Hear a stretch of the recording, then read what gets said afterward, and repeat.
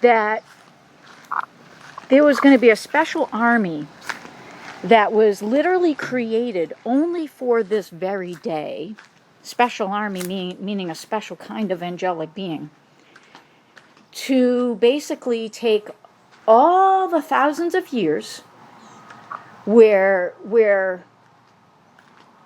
the Lord Jesus was doing his very, very best to blow the whistle on the... So the Bible, basically what the Bible is, including the Psalms really much more so, but the Bible itself, as many have said it, the late and great Chuck Missler has said that the Bible is an interdimensional book. Well, others have said, and they've used the words living scriptures or living word, but a lot of times that doesn't tend to stick to the area of consciousness. So what does it really mean? Well, in the quantum language, let me just text this person. I'm going to text them and I'll call them back. Hold on. All right, message. All right, there we go. Just text them right back.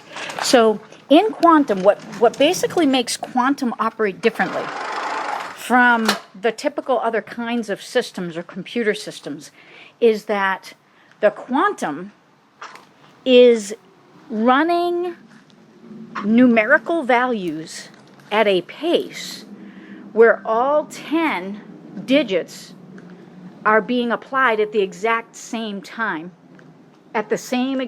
So, for instance, if you take a photograph, that's a snapshot in time, place, and in history. In the quantum dimensions, in the quantum realm, all modes of possibility are available to the user, to the person engaged in that portal. Okay?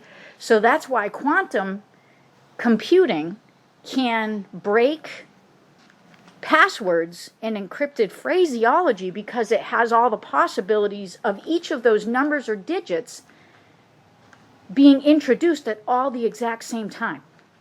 That's why it's able to break those kinds of codes. Whereas in time and space, if you have a password, the password is relegated to the limitations of time and space. So it's a frozen snapshot in time and space. Well, the scriptures, what we have in our hands, a lot of us approach the Bible, and especially the Psalms, as a frozen snapshot within time and space, that's okay. That's part of what the Bible is. It's a historical book. It's also a trust manual. It's also a military manual dealing with the laws of war.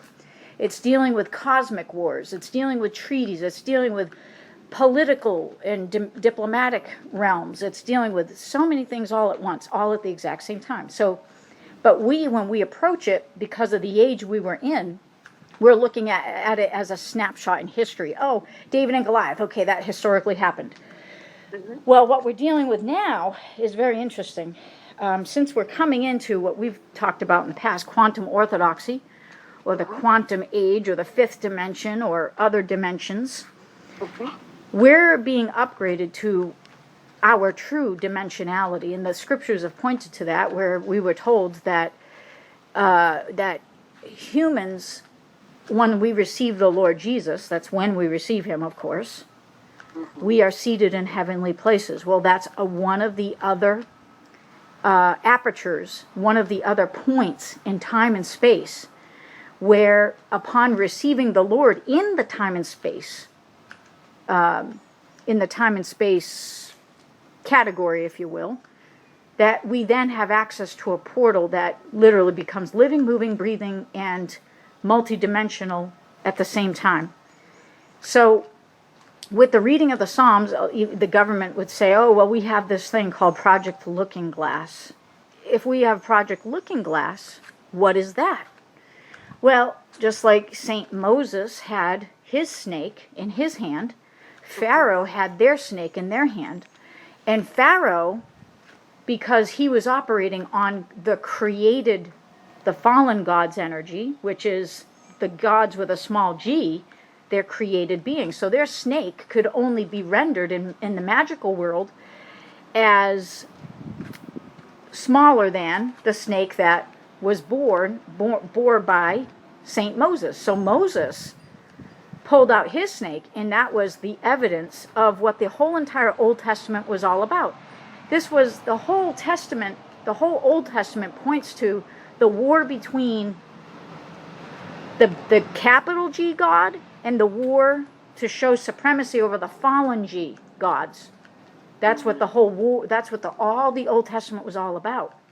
So, and it dealt with land, and it dealt with nations, and it dealt with jurisdictions, and it dealt with the supremacy being exercised by the Most High God Creator in face of these lower gods that have sought to join in a treaty, in a covenant against the Most High.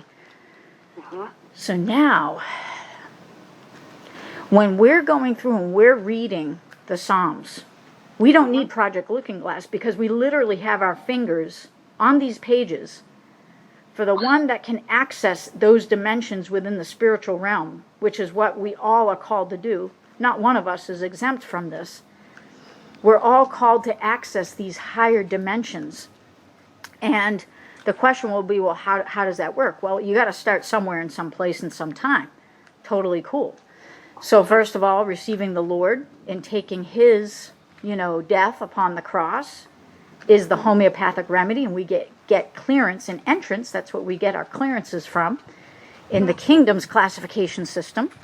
And we gain entrance through each, and the Orthodox faith uses the word, when one is, in the government they call them read in. You're being read in at the level of the clearance that you're receiving.